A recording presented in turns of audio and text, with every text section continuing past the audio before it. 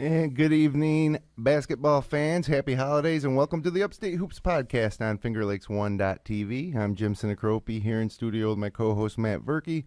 I do hope you'll stay with me for the next half hour because we have a great show on tap.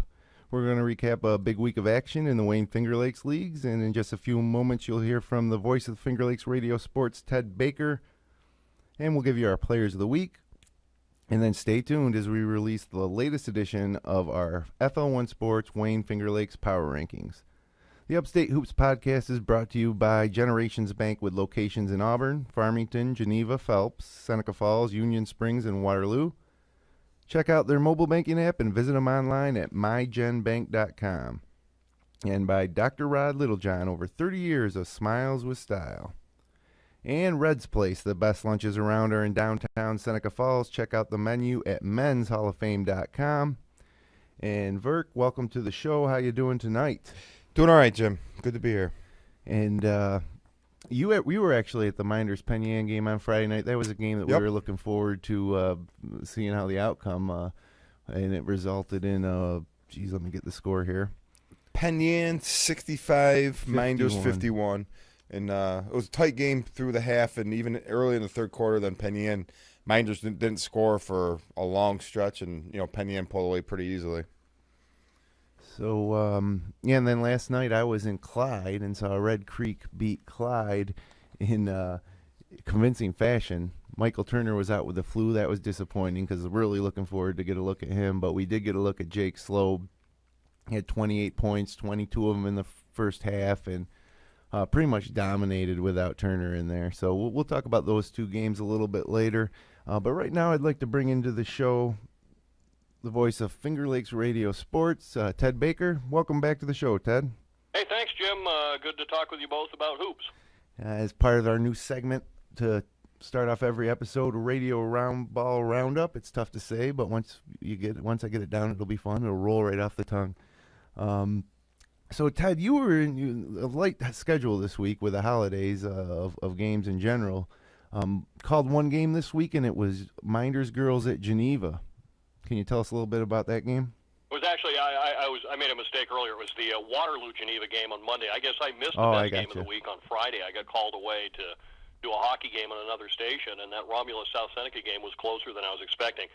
Geneva Waterloo on Monday night, and the Indians, of course, are kind of in transition, having to replace two terrific players. They hung close. It was a one-point game in the final seconds of the first, and then Geneva went on an 18-0 run, and that was pretty much it. It was 73-36 final. Geneva is so tough to play because they show so many defenses. I mean, Ed Collins Jr. is a great coach. They will throw two or three different presses and two or three different half-court looks at you. Waterloo struggled with it a little bit. And they need to find a scoring option beyond Chelsea Steinruck. She had a pretty decent game with 12 points, but they need scorers number 2 and 3 to step up, I think, to improve their record. What did you think of the freshman for Waterloo there, Castiglione? Yeah, she's real good. I think this team will be all right. It's just when you lose players, the quality of Deming and Johnson from last year, it's going to take a while to rebuild. She's a terrific-looking freshman. She had 8 points, including a couple of threes in that game, and ran the point for much of the game, and really, considering the different kinds of defensive pressure you face against Geneva, handled the point pretty well. And you consider the Geneva girls as the team to beat in the East there, or do you think Palmac and Vanderwaal's the team to beat? That's tough because I think maybe Palmac might have the best athlete or two, but I think in overall depth, I might give Geneva the edge. And just the things that they can do on defense, there are very few girls teams capable of doing that many things on defense. Like I said, I mean, they'll show one kind of press and then switch up to another. They'll play man. They'll play 2-3 zone in the half court.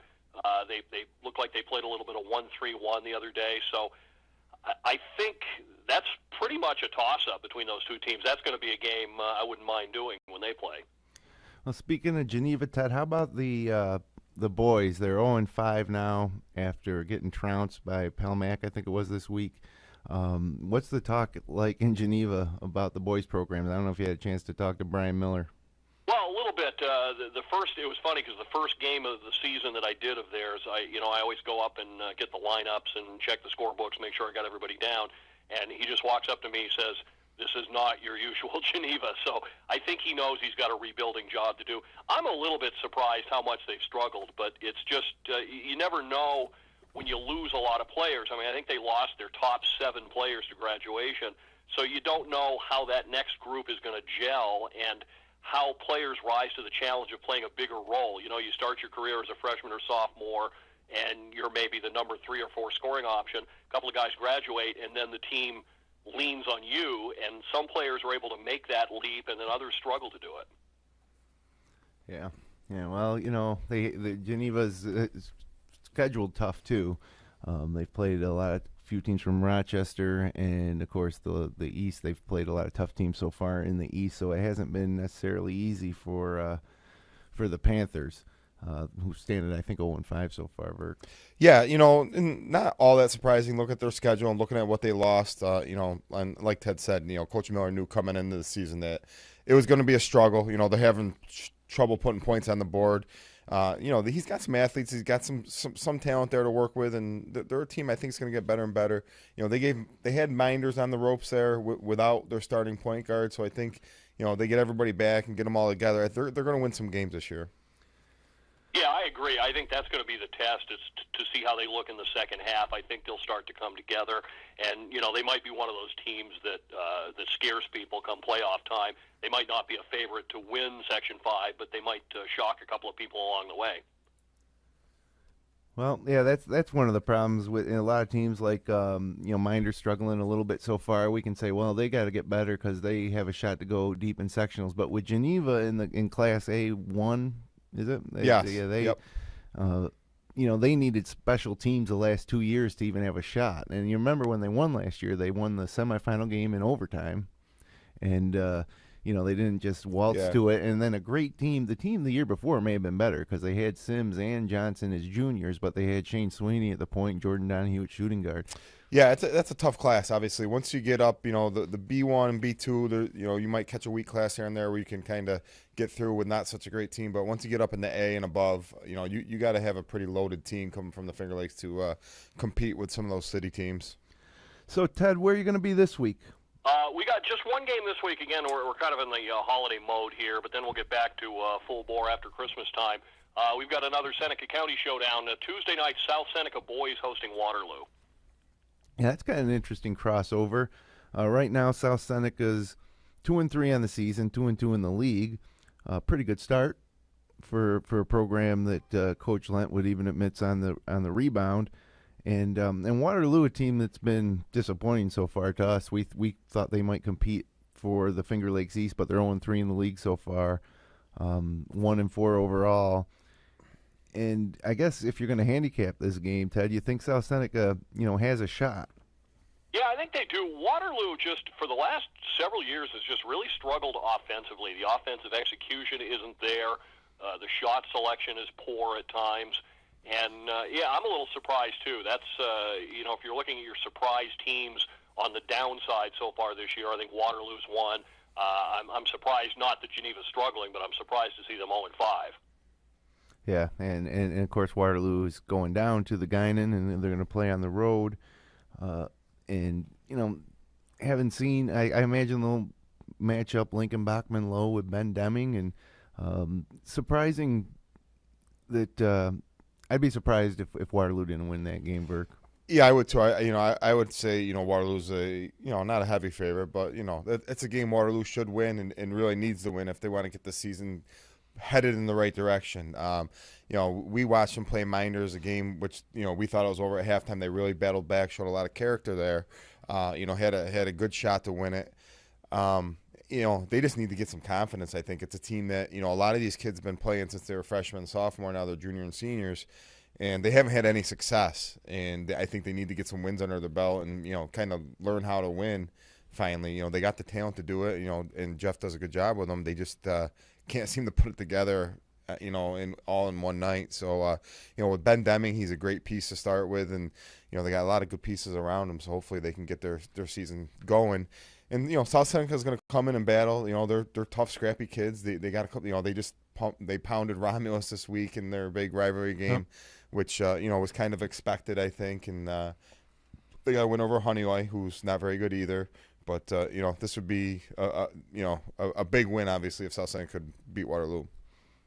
Well, yeah, and of course, I think everybody would believe that the East is tougher than the West and the Finger Lakes. So it's like you're talking about Geneva having to move up at playoff time into Class A. I mean, it's very difficult to make that jump, and it's the same thing. Most of the Finger Lakes West teams are lower, a lot of C schools, whereas you got A's and B's in the East.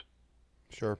And I think you see that on the girls' side a lot, Ted, with like some of these Mynderse teams over the last couple of years on the girls' side who, they're winning 3 or 4 games in a league, but they won a sectional title 2 years ago. Last year they went to the finals in Class C with only, 2 or 3 league wins. But the East, the girls' league is, from top to bottom is usually pretty competitive.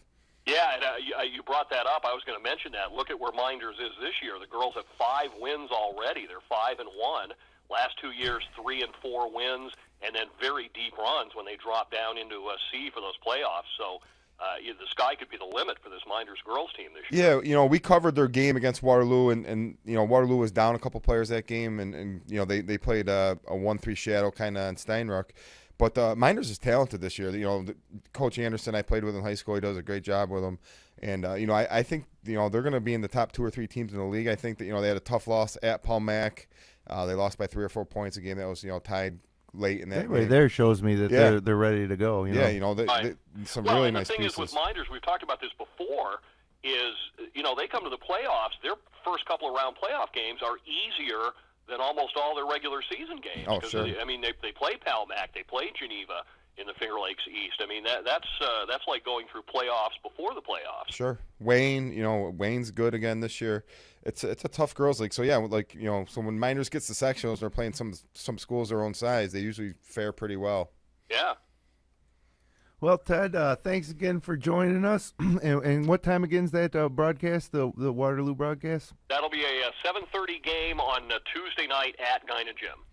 And then that, of course, December 23rd, and a little Christmas Eve, Christmas Day, Wednesday, Thursday. Ted, Merry Christmas to you and your family, and enjoy the slow week. Same to you, and I appreciate the opportunity to be on. All right, Ted, we'll be talking to you next Sunday night. Have a good one. Thanks. See you then. And there you have Ted Baker, Finger Lakes Radio Group. What do you think, Verk? Ted brings a little bit of extra to the show. He's out in gyms to games that we can't get to. And, sure. Usually he's calling 3 games a week, but with the holidays, not so much. But he's going to bring a lot to the show. It's a great addition. He knows a lot about basketball. And he sees the players. He knows the coaches. And he can, like you said, he can be in places that we can't be. And, definitely help us in what we do. Well, a lot to get to tonight. We got our power rankings, which are kind of taking on a little life of their own. Everybody excited about the power rankings every Sunday when we release them. And we got our players of the week. But, the standings in the leagues are kind of starting to take shape. And I think we should maybe run through quickly just the leagues, see how they're shaping up. In the East, we got Newark at 3-0 in the league, Palmac at 3-0 in the league, Penn Yan at 3-0 in the league. Then you got Mynderse at 2-1, and then nobody else has a win. Geneva, Mid-Lakes, Waterloo, Wayne, all 0 for everything. In terms of in league, yeah, I think the league's down this year compared to what we've seen over the last few years. Especially when Geneva's down so much, that obviously brings the league down a little bit. Wayne's dropped off a little bit, obviously being 0-3, 0-4. They're a team who we've seen over the last few years, had some really good players and always brought a lot to the game. And Mynderse is middle of the pack. It's going to be an interesting race up top between, looks like, Newark, Palmac, and Penn Yan. Yeah, Newark lost on Saturday night to Fayetteville Manlius. I think it was, get the score here, 58-39. Now, Fayetteville Manlius is a difficult team out of Section 3, good program. Does that make you think any a little less of Newark? I don't know much about Fayetteville Manlius, obviously. Yeah. I guess, down the road we'll check their schedule and see how they're doing and, then maybe draw some conclusions about Newark and where they really stand. But the other thing with that is, kudos to Coach Havrilla for scheduling an away game against Fayetteville Manlius, because in the big scheme of things, that's not going to affect their overall season too much. It's not a league game. There's a lot of upside there for sectional points, I suppose, but you're not really putting too much at risk, especially when they're winning all their other games. And they're going to be prepared for sectionals. Sure. In those the bigger schools, the Geneva, Newarks, those kind of schools, they need to schedule some games outside the league that are competitive against city schools, because that's what they're going to see come sectional time. Newark's in Class A2 with Geneva, so they're going to see Monroe, College Prep, Greece Olympia. They're going to see some city schools, and playing these games will help them get ready for that. So, when I look at those East standings, that Penn Yan game just really was a big game on Friday night. It was that we were wondering if Mynderse was going to be able to compete in the East, and we've been hearing so much about how this group in Penn Yan is so solid. And, it was a convincing second half a win for Penn Yan. Ben Covert had 13, Austin Fingar had 19, Tanner Irwin had 15. For Mynderse, Devin Verke had 15. Ben Cafola pulled down 11 big rebounds, and Liam Carraher had 14. And what was the difference in that game? Well, from about middle of the third quarter through late in the fourth quarter, Mynderse couldn't score. We didn't get any buckets. In Seneca Falls. In Mynderse, we didn't. I thought maybe we had a little bit of advantage with Carfola inside or some of our bigger guys inside. They didn't get a lot of touches inside, and for different reasons. And, what I came away with from that was, Penn Yan, they're not big, but they got 5 or 6 guys who are all good. They hustle. They play together. They're very composed. I think they're a team who expects to win this year. They just look like they got that edge to them. And, they did a nice job of taking it to Mynderse. And then on the other hand, Mynderse, we got a little bit rattled, I thought. They need to come together as a team and play like a team if they're going to be successful. You can't. They're not talented enough or good enough to win. If they're not together as a team, and they need to come together still a little bit. And the book's really still out on Mynderse to me. They've beaten South Seneca, Waterloo, Geneva, but I think the schools they beat have one win maybe. Well, yeah, that's the thing. And Honeoye, right? And they're going back to Honey, so we don't really learn anything about them. And the Waterloo game was close, and we really think Waterloo has a lot of talent and it should be a good team. But the results elsewhere have shown that wasn't as good a win for Mynderse as it originally looked like. Yeah, Waterloo and Geneva are good wins for Mynderse, but they're games they could have lost very easily, and they're also teams who aren't winning any games. Geneva lost, got doubled up by Palmac and Geneva. Yeah. Or Palmac and Newark, excuse me. So those are the cream of the crop in the East, and so, if you just go by the results, it has Mynderse right where they are right now in the middle of the pack, and I think Penn Yan's kind of becomes the dark horse, in the East. But, of course, the season's young, not even Christmas yet, so a lot can happen, and they're all going to play each other again. Yep. So let's move on to the Finger Lakes West, where I think we don't give enough credit to Mick Salter's Naples program, They're 4-0. They have good players. Isaiah Tilley's the one name that we've been saying for the past couple of years.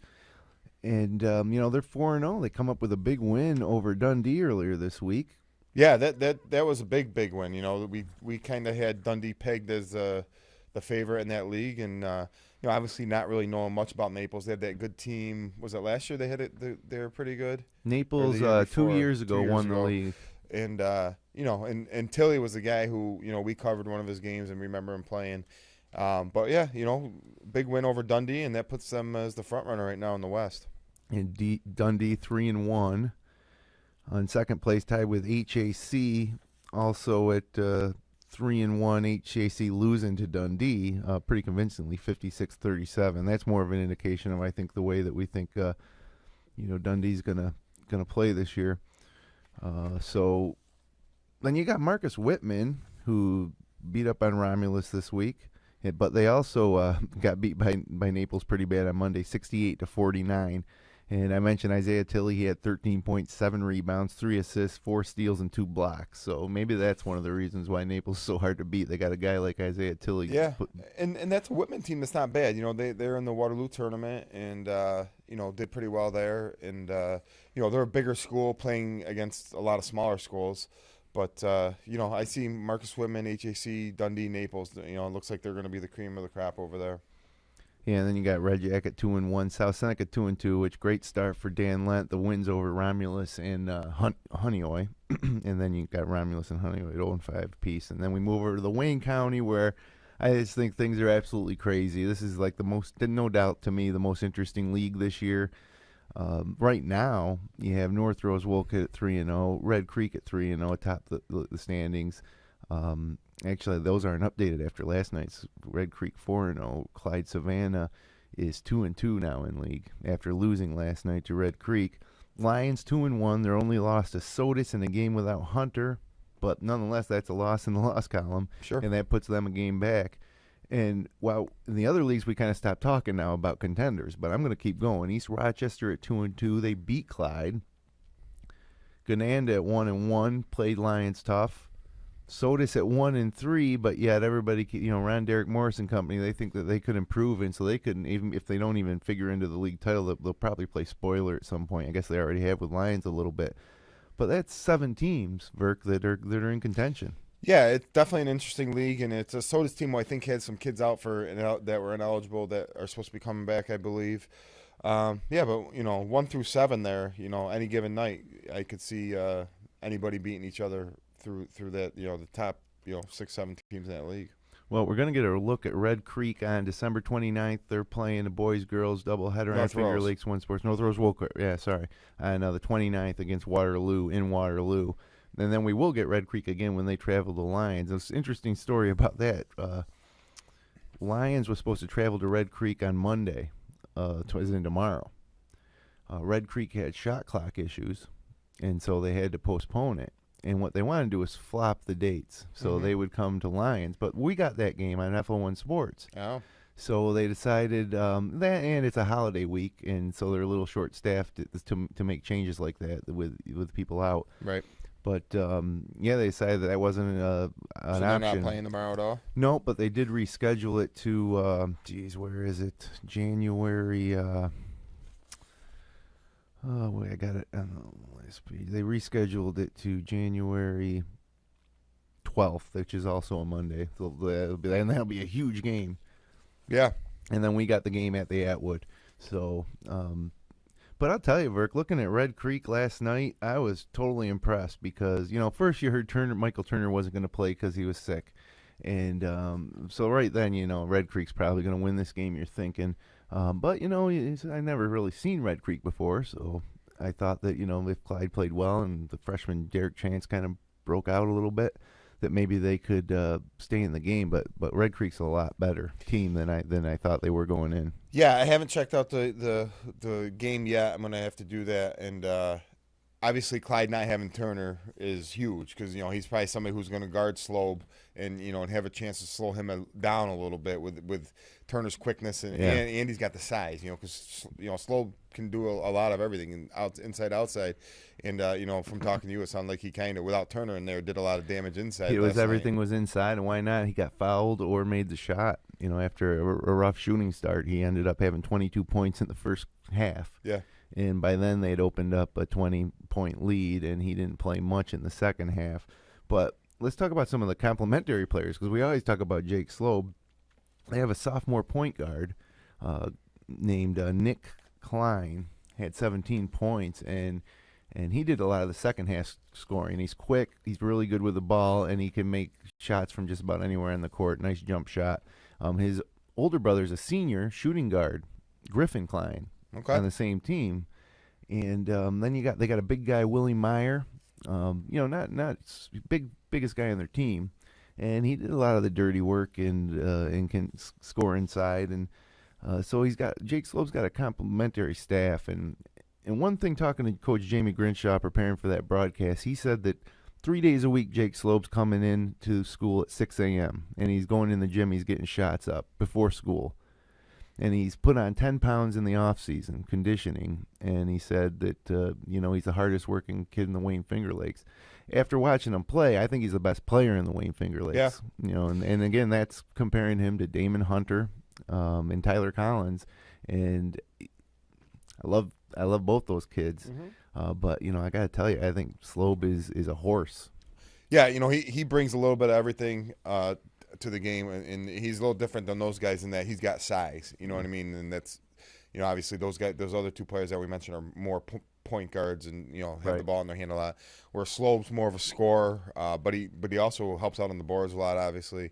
And I haven't really got a chance to watch that game yet, but look forward to it. And Red Creek's right there, and this is kind of historic for them. I don't know the last time they've won a Wayne County League championship, or if they ever have, to be honest with you. But they're off to a great start, and we'll catch them here in a couple more weeks.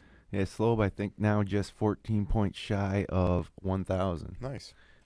So I imagine he would have got that tomorrow night at Lions, but next time he hits the court, something tells me he's going to eclipse that mark. Yeah. Amazing thing, too, about that is that Slobe's freshman year, they didn't have a varsity program. Yeah. So his sophomore year, he's been on varsity since he was a sophomore. And apparently they debated, we could bring the program back, but we're going to have to start these freshmen. They decided against it. They thought it was probably a good move overall, give those kids a chance to mature a little bit and then come back. And so everything's been building towards this year for them. So one of the stories of the year, I think, so far, they're 4-0, and the wins have been convincing. They blew out ER. They blew out Marion, and I think Sodas as well. And then now going to Clyde. I asked Jake after the game, he ever won in that gym. He said no, this was the first time. So. Yeah, Clyde's obviously been real good, and they've been down a little bit, but nice win for them. Well, look, we're going to step aside for a quick word from our sponsors. We come back in 60 seconds. Our players of the week and our updated power rankings.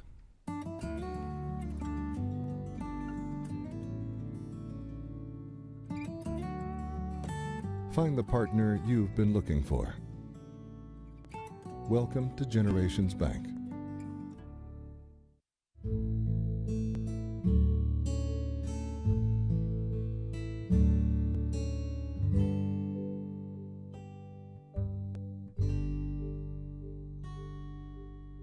Good luck to all of our student athletes this high school sports season.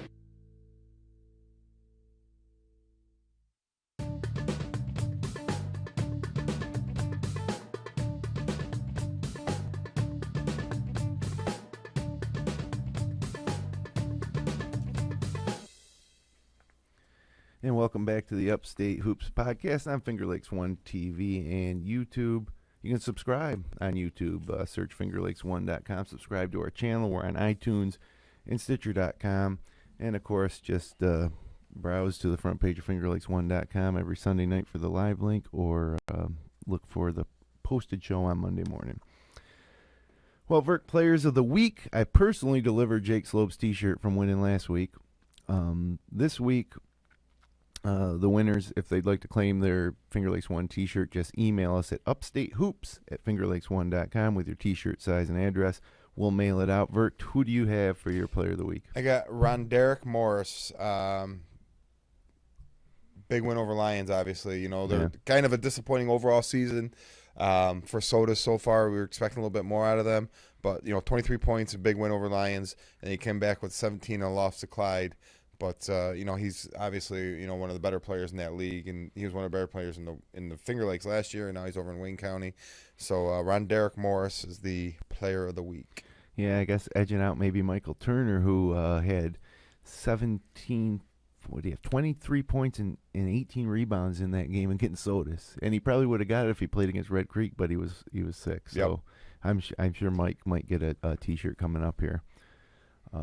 So I got for my player of the week, Connor Crago of Marion. He's led them in scoring every single game.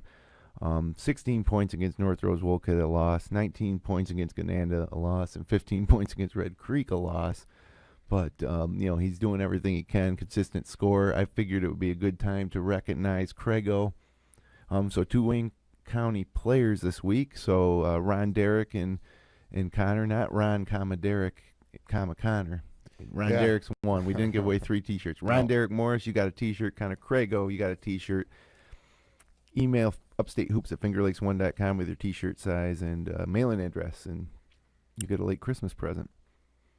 So, Verk, our power rankings. This has become my favorite part of the show. We used to do 5. We've upgraded it now to 10. there's 24 teams in the Wayne Finger Lakes, right? Yeah. Is it 24, 25? 25. Yeah, something like that. And so we're giving you the top 10, and I think it's good because these teams that are in the second 5 are in a way more interesting than the ones that are in the top 5 because the top 5 hasn't changed too much. So this week's power rankings, we had Clyde Savannah drop out. They were ranked 10th last week, 3-2 on the season after the loss to Red Creek, even though they were down Turner. HAC dropped out. They were 9 last week after they lost this week. I should probably tell you who they lost to. Dundee, I think. Yeah, HAC lost to Dundee. Yeah, 56-37. So this week's top 10 features 4 Finger Lakes East teams, 3 Wayne County teams, and 3 Finger Lakes West teams. Also receiving votes but not making the top 10, Clyde Savannah, HAC, and Gananda. But 10th this week, Dundee, Les Miller's Scots moving back into the top 10. They were unranked this week. They were previously ranked as high as 6th. 3-1 with that win over HAC and South Seneca. And it makes me wonder, Verk, if maybe that loss to Naples wasn't just a weird anomaly. Yeah, I don't know. Naples has been playing well, obviously, this year. And they've been bad. Yeah, and he seems to always, who knows if – I think they had their whole team for that game as well, which over the last couple of years has been a problem for them. But, just one loss, and, they get to play Naples again. So, that could be another big game for the standings. Marcus Whitman coming in at number 9. They were 6 last week. Also, they lost to Naples, so Naples is just killing teams in our top 10. Whitman beat Red Jacket and Romulus this week. They stand at 5-1. Then Mynderse drops from 5 this week to 8. They beat Honeoye this week, which isn't going to get you much cred, but then they lost to Penn Yan at home. And so they're 4-1 right now. And dropped them to 8. That they lost their first big test of the year. Home game versus Penn Yan. If they're going to make a move in the league, that was the game they had to have, and played pretty well for 2.5 quarters, and then just kind of fell apart. Yeah, and I think they've earned their spot in the top 10 with those win on the road at Geneva and defeat in Waterloo. So Naples 7 making their debut at 7, unranked last week, 4-0. Wins over Honeoye and Whitman, and obviously the Dundee and Whitman wins were undeniable. We might even have them ranked too low, so we'll have to stay tuned on the Big Green Machine. North Rose Wolcott, we jumped up to 6, although this is one team we really haven't gotten a good look at yet. They beat Williamson and Marion this week. We had them at 8 last week. I guess they kind of bumped up because other teams lost, but I'm going to be excited to see Tyler Norris and North Rose on the 29th and also see them match up against some better teams in Wayne County. Yeah, it's kind of weird so far. Like, it seems like the top teams in most of the leagues haven't really squared off yet. But, we got some big games coming up here. And then number 5, Red Creek. They were 7 last week. They're up to 5. Wins over Marion and on the road at Clyde Savannah. And it's not just based on those wins. It's just an eye test thing. I was just really impressed with that team. Maybe they played really well that night. Maybe young Nick Klein, will have some struggles as a sophomore, but geez, they looked really, really good. So I got them 5. I can't look at any of these other teams below them and think that they'd beat them. Right. Moving up to number 4, we got the Lions, Zach Young's Lions lost to Sodas without Damon Hunter. Then defeated ER, a team that beat Clyde. I don't necessarily think Lions any worse than I thought they were. They didn't have Hunter, but you lose, you got to fall. Yeah, I think considering they played without Hunter, one of their other players was sick in that game as well. And like we said, Sodas has some talented kids. So you go into a game without your number one player. You lose Hunter, obviously you lose the scoring, but he's their main ball handler. He does so much for that team. So that was a big adjustment for Lions, and they gave it a good game. And a game they could have pulled that out and suffered a 1-point loss, but I'm sure they'll get Hunter back here, which they did, and handed ER a defeat, which was a big win for them. Yeah, and the thing about that Lions loss is I was almost impressed. Yeah, with the loss because it was a very close game down to the end, and it was a 45-44 final. Sodas wins by 1. Ron Derrick Morris had 23. Adam Van Buskirk had 21. And without your best player and some other complementary players, you still only lose by 1. So moving up from 4 to 3 this week, we've got Palmac Red Raiders. 4-0, they won at Geneva by 26, and just rolling right along. And this was where we had a little bit of disagreement here on the FL1 sports team is with Penn Yan at 2. Moving up from 3, so those two teams staying right next to each other at 3 and 2. Penn Yan, of course, beat Mynderse and Seneca Falls, and we're going to see those two teams play, and that's going to be a great game that maybe we didn't anticipate. We're looking at the preseason schedule. Palmac, Penn Yan. Yeah, and handicap both those. Penn Yan coming to Mynderse, good win. And Palmac's got some. They beat Victor in the tournament that you guys covered, and handled Victor easily. And what's been surprising to me is. Who's their big 3-point shooter there? Holden Knorr? Knorr. He hasn't had the big games they had early on lately, and they're still just dominating people. So that just tells me they got a pretty well-rounded team, heading into the meat of league play here. They got a couple sophomore quick ball handlers in really good athletes. And they got some size inside, too. Man, I like everything about Palmac. I'm looking forward to seeing Penn Yan. I was a little jealous for her that I couldn't join you Friday night. I asked my daughter if she wanted to go. She said no. Yeah, mine didn't either. I just shot over by myself. So number 1 for the 4th consecutive week now, got the Newark Reds. They beat Waterloo this week on Friday night, 65-49. Nice 16-point win. Tyler Collins had 20 points. Taylor Clements had 11. Nate Beard had 9. Lost that game to Fayetteville Manlius. Now that's a game that we can't penalize him for. As a matter of fact, I kind of applaud him for it. I think it's a smart thing to do. Go play the toughest team you can play out of the league, and it'll help you not only in league but in sectional. So sure. Newark remains at number 1, Burke, and that's our top 10. To recap it, it's Dundee, Marcus Whitman, Mynderse, Naples, North Rose, Wolcott, Red Creek, Lions, Palmac, Penn Yan, and Newark. And that's what it's going to be for the next 7 days. And taking a look at the next 7 days, the week ahead. On Monday night, we have early college taking on Naples in Prattsburgh, part of the Prattsburgh tournament. Geneva's at School of the Arts. Not going to be easy for Geneva to pick up their first win there on the road. I'm interested in that early college versus Naples because early college is actually a Class C1 school, and with Mynderse, Bloomfield, Gananda, ER, so it'll be interesting to get a feel of. They're off to a pretty good start. They play a tough schedule in the City League, so I'm interested to see how that goes. Yeah, we're talking about trying to evaluate Naples here. If they win, I'd be really impressed with that with a win there against early college. Yeah. East Rochester's at Marion, Gananda's at Sodus in a big game in Wayne County. And then that Lions and Red Creek game that you'll see on your schedules everywhere was postponed due to shot clocks not working at Red Creek. Rescheduled to Monday, January 12th. Tuesday night, Naples will be playing in either the championship or consolation in Prattsburgh. That Waterloo and South Seneca game there, Ted Baker will have the call from the Guinan. And to me, that's the game of the week, just of interest. Penn Yan at Beth Haverling. A little out-of-league game there.